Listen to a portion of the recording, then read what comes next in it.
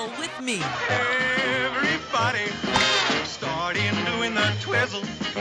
Everybody, if you're ready to sizzle, you twist a little and you twist a lot. And when you really get hot, that's the twizzle. Twizzle, twizzle. Weeknights starting at 9/8 Central on MeTV.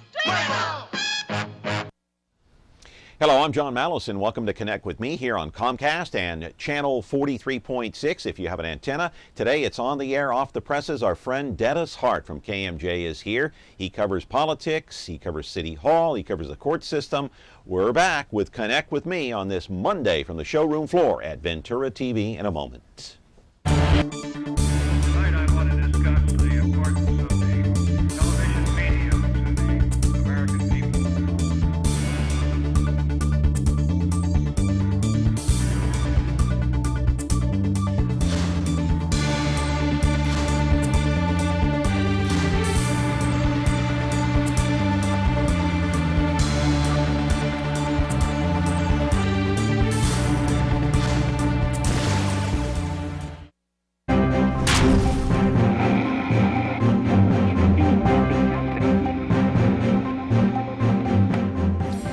I'm excited every time Dennis Hart is here. It's on the air, off the presses here on a Monday morning at Ventura TV. It's Connect with Me. We're going to talk about all sorts of things on this Monday. A lot to talk about because you know what?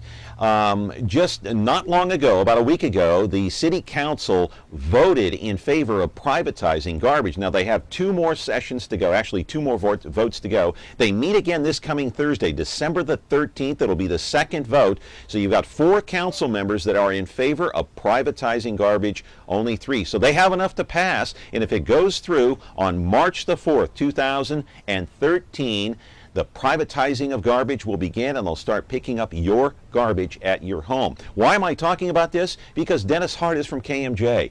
Dennis Hart has covered City Hall and politics there for many, many years. He is also an author. He also covers the court system. He's been around the news business all of his life. We're going to talk to him about all the latest comings and goings. Live in our studio right now is Dennis Hart of KMJ. He's covered it from A to Z, his entire career. But most specifically today, we're going to talk about the city budget, the privatizing of garbage. Hey, what's going to happen with the police union, the fire? I mean, 80% of the general fund goes toward public safety.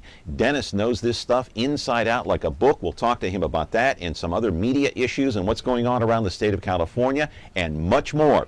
Today is Monday, on the air, off the presses, Connect with Me. We're glad to have Dennis Hart, our regular here on the show. We're back with more in just a moment. Ventura TV Appliance Center. We're the save energy, save time, save money place. The Energy Star qualified #1 rated high-efficiency Cabrio from Whirlpool Place. You heard right. Right now, save big on select Whirlpool Cabrio laundry pairs and pay no interest when paid in full within 6 months. At the hometown low price, think outside the big box place. Since 1951, Ventura TV Appliance Center. We're working hard to be your place. Just a clarification, the third and final vote will be on the privatizing of garbage on December the 13th. That takes place at City Hall this coming Thursday. So if you're interested, go down to City Hall. Hey, call your councilman if you so choose, 621-8000. That gets you into City Hall, and you have to ask for your particular council person, whoever represents your district, wherever you might be living.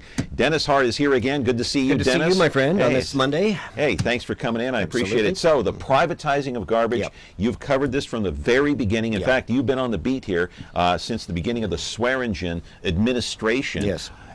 I mean, it's going to go through, Dennis. Yes, it is. The 4 votes are there. They're not going to be swayed. This Thursday night is the last one, the final vote.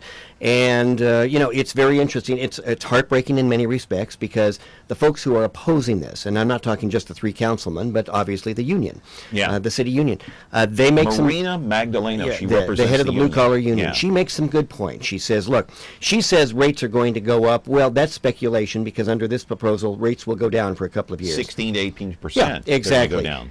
What is going to happen is that these folks are going to lose about 150 garbage workers. They're going to sanitation and collection people. They're going to lose their jobs with the city and be hired by Mid-Valley Disposal, probably at less money. Then they're going to have fewer benefits, et cetera, et cetera. They will all have jobs, though. And they are won't going have to have the jobs. union protection, though. That's Right. what they're worried about. So that right there, that obviously is problematical. It's a tragedy in many ways for them. At the same time, there is no money in the city. The city faces another $5 million budget hole. The mayor's had nothing but budget deficits since she came into office. Through no fault of her own, she inherited a very bad situation. The economy was crashing. Some Ellen Autry's administration got her into some deals that were difficult to get out of. Granite Park, the stadium, et cetera, the payment on that. $100 million in budget cuts she's had to make since she has been mayor here in the last 4 years. $5 million right now. Property tax, sales tax revenues have plummeted. She doesn't have a lot of play right now. She doesn't have a lot of things she can do except cut, cut, cut. The union is saying, though, Dennis, this is nothing more than a money grab because they want to get their hands on that reserve fund that the sanitation workers have that they work off of. Is that true? And privatizing garbage, they say, won't solve the budget problems. It's going to go a ways towards solving it. We've privatized commercial garbage pickup. This deal right here, Mid-Valley Disposal is going to give the city a $1.5 million signing bonus, plus a $2.5 million franchise fee. Well, that's $4 million right there and $2.5 million every year. And in addition to that, it gets those employees off the city payroll so that they don't have to pay their health benefits, their medical benefits, et cetera, et cetera. Vacation time, all that. It is not the solution. It is a solution. I mean, the mayor's had to make a lot of cuts, as you know, since she's been in office. Because of the budget problems, 1,000 positions have been eliminated at City Hall, down from 4,000 to 3,000 employees. All right, let me play devil's advocate. Okay, they privatized garbage. Now we're still $3 to $4 million in the hole for the fiscal year. Right. What do we do now? She wants the union, specifically the Fresno Police Officers Association, to agree to a compromise, to agree to concessions. They're not going to. The Police Officers Union is playing hardball with the mayor here. So you're in a situation right now where she has no alternative. She has budget. There's no question she has budget problems. All right. She has problems. Where are you going to get the money? Everybody's saying, well, not me. Don't get it from me. Don't touch me. There are only a few things she can touch. Out of the general fund budget, a couple of $100 million, 80% of that, as you have pointed out, is in public safety, and most of that's in the police department. Police and fire. Right. She's not getting a lot of play from the Fresno Police Officers Association. So what's she going to do? What's the alternative? She's going to privatize residential garbage pickup. Okay, She's that's going one to slash option. and burn a little bit. I mean, other things have been on the table that people don't really want to deal with right now. Are we going to, for example, close fire stations? Nobody wants to do that. Oh, my She goodness. cannot lay off police officers under the contract until 2014. There's a no layoff, no demotion clause, which ends on June 30th, 2014. At that point, things can change. There's not a lot of good right now. You know, bankruptcy was not on the table when she got into office. Now it is on the table. You know, other cities have done it. Stockton, San Bernardino. Will Fresno do it? I have no idea. But it's not off the table. Could happen. Yeah. Well, the fact of the matter is that city workers, just a few years ago, there were 4,000 positions. Now we're down to 3,000. That's right. Basically, That's the mayor has cut and slashed. We're down 1,000 positions at City Hall, and we're still in the hole. And I have covered virtually every news conference that she's held where she said, this could be it. We hope this is it. We just have to cut one more time, one more time. Well, every time that's happened, property tax revenues have gone down or are stagnated. Sales tax revenues have not improved. She has a very bad, she's been dealt a bad hand from the day she got in, which is why nobody of substance ran against her for re-election this time around. No offense to those who ran, who opposed her. There were candidates, but they were not well-funded people, well-known people, because who would want to become the mayor of Fresno right now under these economic circumstances? If it comes down to the final hour, the 11th hour, where the city is facing bankruptcy, let's say, I'm just using this as a hypothetical. Do you think Jackie Parks, the head of the police union, will gather the troops and say, okay, what do we do? Do we want to go over the cliff, or do we want to, concede a little bit? Well, no one in to the save the city. No one in the world knows that except Jackie Parks, and you'll notice I'm not Jackie Parks here today. So I can tell you this: Do you think it might come down to that?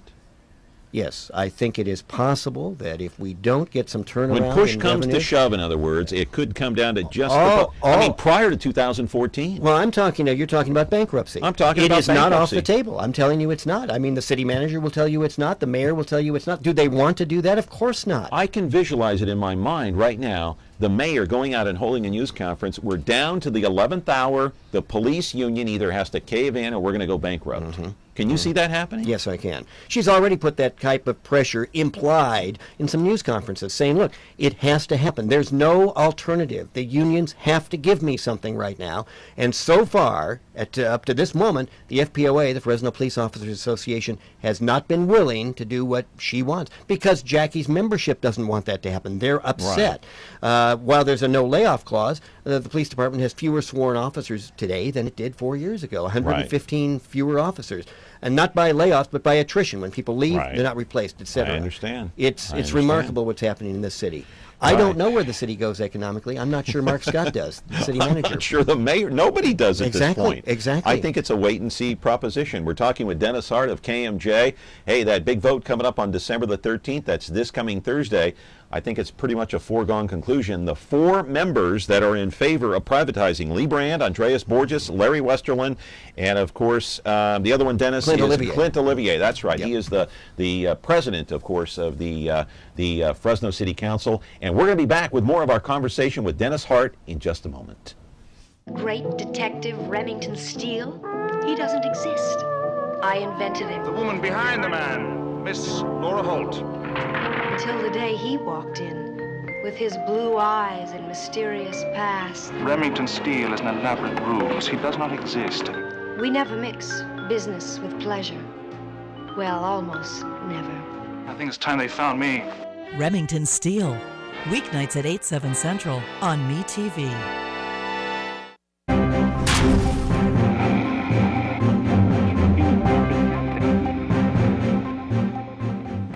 Well, before we move on to another topic, I do want to touch on the privatizing of garbage just one more time. I mentioned Lee Brand, Andreas Borges, Westerlin, and of course Clint Olivier, the former reporter at Channel 30 and Channel 26. And Channel 26, our old digs over there. But do you see any one of those guys just changing their mind for any particular reason, Dennis? Not at this late date. I mean, anything can happen. We're 72 hours away from it. But right now, anybody who could have changed their mind would have done so. We've gone through 2 contentious hearings in the last couple of weeks. I've covered both of them. Everybody has pretty much spoken out what they're going to say. I mean, the other side, you got Oliver Baines, Blongzhong, and Sal Quintero are clearly not going to support privatization. Why are they against it? Well, because it means jobs. It means union jobs, and they don't want And to. they're lose those union guys, jobs. right? Yeah. Now, Oliver Baines has made the point a couple of times. He says it's not a spending problem we have. It's a revenue problem. Well, it's actually both. He would like to see a public safety tax put up for a vote. I don't see the council doing that because I don't think there is a lot of support for it in this community at this point. We have a very poor community. It's economically on its back. I don't see a lot of support for that. It is both a revenue problem. We don't have revenue coming in. We don't have sales of property tax coming in. It is therefore a spending problem. When you have no money coming in, you can't spend it. And the mayor has to cut something. There's not a lot. Look, we've gutted the parks program. We've gutted our streets program. We don't take care of parks. Those are volunteers now. Our community centers are largely run by volunteers. But why at this is the point. mayor spending money on some downtown revitalization project? Who heads that is Craig Sharton. Yes. Why spend money on that? Because she believes that downtown revitalization can help lead to a better community, to a more revitalized Fresno in its entirety. But Look, if you don't have the money, well, why are I we know, doing it? I know. Well, we don't have the money. She needs $20 million and council approval to go ahead to open up the Fulton Mall, which she'd very much like to do. Look, there's no question. Let's be real here, and let's talk honestly instead of politics talk right now. Downtown Fresno is largely dead. The Fulton Mall has no economic activity going on down there right And the now. ice rink isn't going to do it. No, that's Sorry to that's tell a very you. nice, cute thing, and it Yeah. does something temporarily. The only way probably that it can work is if you do open up the mall, because nobody's willing to park 3 blocks away to walk in. And stores aren't willing to relocate down there unless you have traffic. Look what's happening at River Park. The reason that's successful, besides being a nice environment, is people can park right in front of the store and walk in. Let me ask you something. You said downtown is dead. Why do you think that is after all these years? Because people moved. They voted with their feet. They moved north. We have developments that go far north. When people started building subdivisions north of Herndon Avenue and living there, you got River Park. That was developed. River Park was a very nice atmosphere. So the downtown changed over the years. I saw it change. I was down there, believe it or not, the night that the downtown mall was dedicated in 1964, and Governor Brown, the first, was here. I was there as a young kid by myself. It was safe to be down there. Fulton Mall? Fulton Mall. When they opened it up, I was there for the dedication. Here it is 48 years later, and it's on the ropes. Because as people moved farther north in the community, they wanted to shop closer to where they lived. Well, where did they want to shop? At Manchester Center, at Fashion Fair, at River Park. And businesses saw that, and they moved out. But is it also a perception problem? I don't feel safe in driving downtown. Yes. I don't feel safe in parking. Yes. I don't feel safe walking with my family, Yes. and my children. Yes, as much as you can say, and people say this all the time, look, it's no more unsafe and probably safer than many parts of the city. It is completely a perception problem. People You don't think it's unsafe? You think it's all perception? No, I think there are some problems down there. I do, okay? Yeah. But are people from north of Herndon Avenue who can afford to go downtown to see the Grizzlies game, are they going to stay downtown afterward and walk the Fulton Mall? No, because there's nothing on the Fulton Mall they want to walk and see. So they're going to leave if they come downtown at all. It is completely a perception problem. But how do you fix it? Perception becomes reality. You fix it by changing the game. And the game right now is you've got a mall that has businesses that are not appealing to a large group of people. You have to change the thing. That's what the mayor's trying to do right now. Yeah, and it's a shame because I go to the Grizzlies game, and Sure. you know, those games predominantly they're at night. You have a few weekend games that are during the day, and there's nobody going to those games. I mean, there are a few games where they get some sellouts. I think they had 2 last year, but for the most part, the Grizzlies are not drawing flies. The Grizzlies are drawing about 4,500 paid attendance per game. Well, that's a Right. stadium that seats 12,000 people. Okay. Honestly, it was a mistake probably to build the stadium down there. Mayor Patterson was against it. Mayor Patterson Remember that? spoke out against it. He said it will never pencil out economically. He was right. It has never penciled out. Look what the city's having to do to keep the Grizzlies down there. Give them concession after concession. It doesn't work very well. Now you're going to get people say, well, now, why are you saying that? Look, I mean, you had to put something downtown. Yeah. Yes, but the audience for the Grizzlies probably would have been better served farther north if the stadium had gone Yeah, farther and if north. you'd have done that, all the proponents of downtown would have said, "You're abandoning us. You're going north like everyone else, and you're throwing downtown away. Right. You But don't care about downtown. You don't care about revitalization. You don't care about us. Anybody south of Ashland, you don't care about." Right, but it wasn't the city of Fresno that abandoned downtown. It was the people who lived in Fresno. They voted with their feet. They moved north and therefore wanted to shop north. Look, So how it's mu- the politicians that are trying to force this downtown issue. Yes. Not the people. The truth of the matter is, I don't know that anybody really knows whether opening the Fulton Mall is going to mean anything in terms of bringing business back, bringing people back. But if you don't try something, then you're leaving downtown to its fate. And its fate right now is pretty sad. I mean, let's get real. Who goes to the Fulton Mall? Who walks the Fulton Mall at night? Anybody in this viewership, would they do that? Why would you do it? Nobody I know. Well, no, exactly right. Because people are much more comfortable being at River Park, at Fashion Fair, et cetera, et cetera. Yeah. Now, I can't fix that. And I'm sorry if people listening to us right now say, well, no, that's not fair. That's not very nice. Well, it's That's just reality. the truth. It's the truth. It's Yeah, reality. it's the truth. All right, we're going to continue our conversation with Dennis Hart of KMJ. Glad to have him along today. A lot more to talk about. Hey, I want to get into the conversation about Jerry Dyer, the police force, the union, and everything else, and we'll talk about some state politics. You're watching Connect with Me on this Monday on the air, Off the Presses. Ventura TV Appliance Center. We're the low-price leading brands reliable advice place. The Whirlpool Dream Kitchen Get Yours Today place.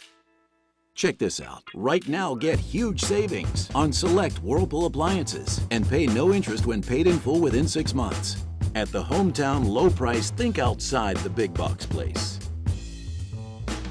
Since 1951, Ventura TV Appliance Center. We're working hard to be your place. We're going to continue here with Dennis Hart and talk about the police, the Fresno Police Department. And I want to talk about, just for a moment, Stockton. That's a city, one city that went bankrupt. And, of course, their police force has been dwindled down to size. You know what that means? Their murder rate has more than tripled the last 4 years. So, Dennis, you know what I'm going to get to now. Yeah. Okay, if our Yes. police force Yeah. dwindles in size in the next few years, where do you think that crime rate's going to go? Well, I don't think there's any question about what's going to happen. The police department has already dwindled to a certain extent. As you know, we have 115 it's fewer amazing sworn that we officers. kept crime rates down, though, in spite of that. You're absolutely right. The crime rate has largely stayed even. We're slightly up in murders, but every other avenue, every other area, property crimes, burglaries, either stayed the same or gone down. That's a tribute, I think, to the police department and to Jerry Dyer. Jerry Dyer, in many ways, and I think I've made this point on your show before, is the most important person in the city of Fresno, in city government. Because without him, the mayor's in serious trouble. If the crime rate suddenly blows out of control in this city, who gets blamed? Well, the police department. No, it would be the politicians, because what have they done with the police department's budget? They've cut it. He's had to lose people. He's lost 115 sworn officers. He's lost community service officers, and he's still managing to keep the crime rate relatively low. How has he done it? It's a tough police department, and he's a tough cop. You know, there is a reason why he couldn't retire. He tried to retire, and they couldn't find a replacement for him. This is a tough city to be a police chief in. Who would want to come in and be a police chief in a city where the budget's being gutted, you have fewer officers, you have a tough gang problem out there? Jerry Dyer has been an effective cop, an effective chief. He's the epitome of it. You look at him when he holds his news conferences, you know the buck stops with Jerry Dyer. When he says something, you believe it. He's the most effective, probably, I don't want to say politician. He's not a politician, and he's a cop. In some ways, he's the most effective presenter of policy in the city of Fresno in many ways. Right, but he, you know, when he holds those news conferences, he looks like a tough guy. He does. He is. He is a tough guy, and he will come down with a hammer. At the same time, I've seen Jerry Dyer, when his officers have been in the line of fire, I've seen him cry at news conferences, honest tears, because he cares for his cops. His cops are his people, his family. He believes in them. He cares for them. People see that in Jerry Dyer. They see a tough guy who really cares about the city. The controversy follows him, though, and he kind of just shrugs it off. You know what I mean? It just falls off his shoulders. That comes with the territory. That comes with being a tough cop, okay? Right. I am, yes, there have been lawsuits filed, okay? Right. Discrimination, harassment, etc. And this is not to defend that, okay? But I'm saying it comes with the territory. He's a tough cop. The mayor, is very fortunate to have him as police chief at this tenure, okay? Because, look, he's lost money, he's lost people, and the crime rate has not blown out of control. And you're right. Bankruptcy changes everything, doesn't it? Yeah, it really does. Bankruptcy means, for one thing, that all union contracts go away, and you can impose, okay? That's what it really means. Everything that you've got signed, it's gone. Right. Well, that's what the city doesn't want to get to. Let's hope it doesn't come to that. Well, now, why did Jerry Dyer want to retire in the first place? Have any idea? Yeah, he was burned out. He said he's a 24/7 guy. It's a tough job. Every moment of the day, you're worried about what's going to happen. Is somebody going to be harmed in the city, or one of his people going to be harmed? He had done it for 10 years, okay? Right. One of the longest tenured people. And as he put it, he had seen his predecessors, some of them, literally die on the job or get heart attacks after they were off the job. He didn't want to do that. Winchester. He had a heart attack when he was on the job. Do you recall that? Yes, of course I do. Of course I do. Yeah. So he was ready to go. They held the search. They couldn't find anybody who no one wanted to come here. And so they made a deal. Now, I've heard people say, now look, it's the Dyer deal, right? He did it. He just wanted more money, et cetera, et cetera. I don't believe that. I know Jerry Dyer. I've known him for years. You don't think that was a Jerry Dyer ploy, huh? No, I do not. However, are you going to turn down money? Let's say you've decided you've had enough of this show, and your employer comes back and says, John, I want to give you more money to stay. What are you going to say? No, I really don't want your money. I really don't need the money. You're going to take it, right? Right. He was going to take it, and good for the city that he took it. Right. How long do you suspect he's going to stay on? He says a couple of years. I suspect longer than that, because I wonder what they do when he retires, when he finally does walk away. Well, I don't know what they do. I think he has options when he walks away. I think he has options to run for office. Who knows? Maybe he'll be appointed to some statewide group. Governor Brown has worked with him in the past. He likes Jerry Dyer. There have been rumblings about, the chief running for mayor of Fresno, running for all kinds of things. Who knows what's going to happen, but I think his future will be up to him to decide. I think he's got one.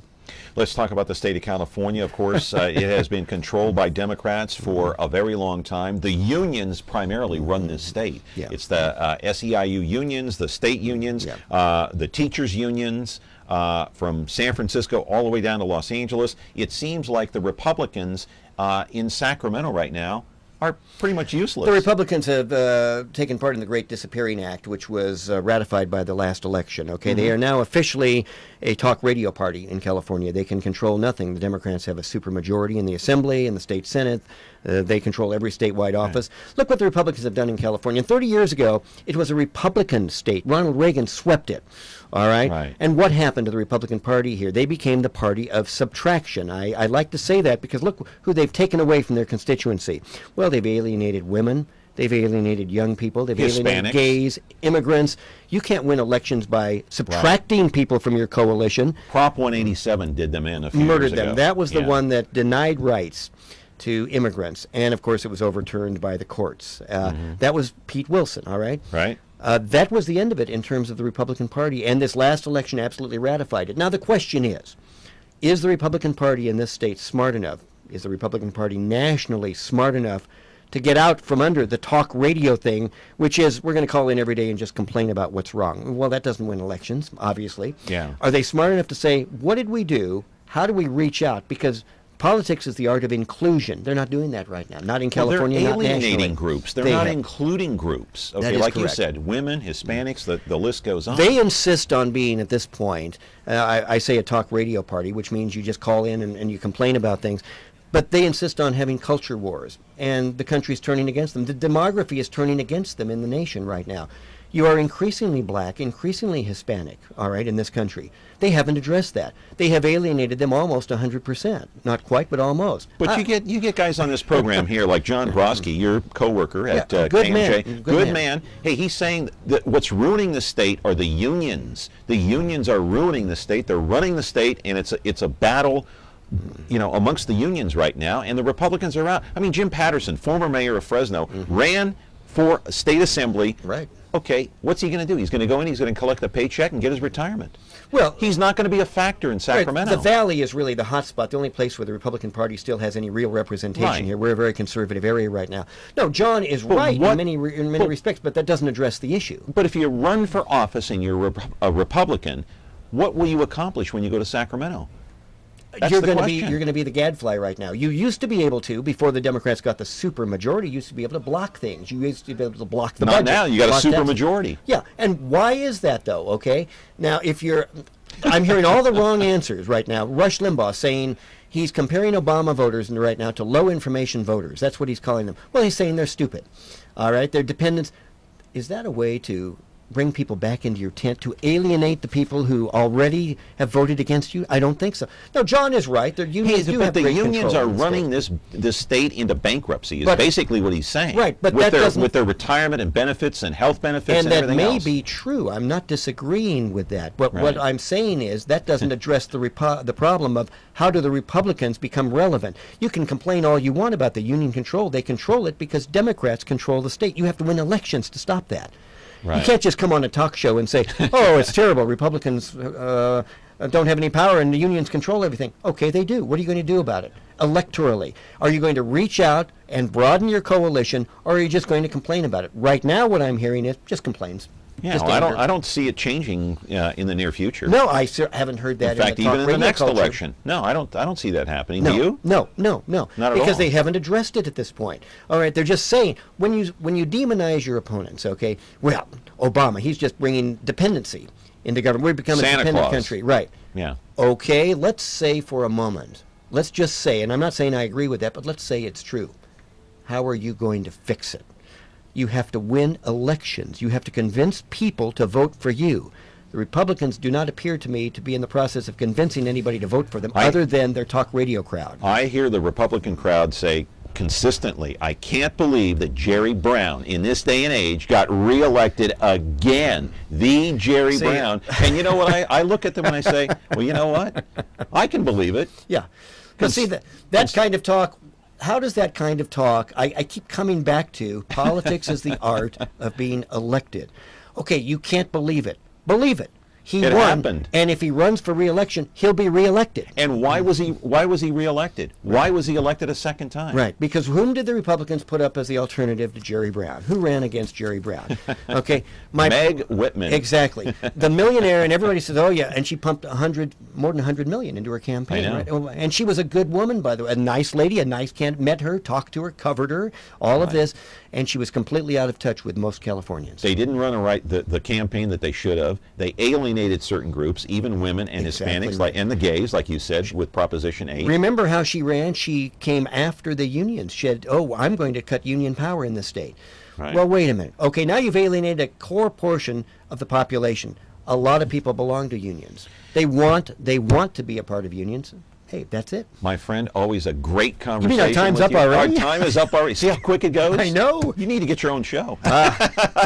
Bring me back on this one. I'll do Okay, it. all right. Dennis is going to be back. You're going to be back in I January will sometime. indeed. All Yes. right. And Merry Christmas and Happy New Year to you. Thank you to you, too, and your family. Dennis, bet. thank you for being here. That's going to do it for Connect with Me on this day and night from Ventura TV. You've been watching us on Comcast and 43.6. We'll see you back here tomorrow.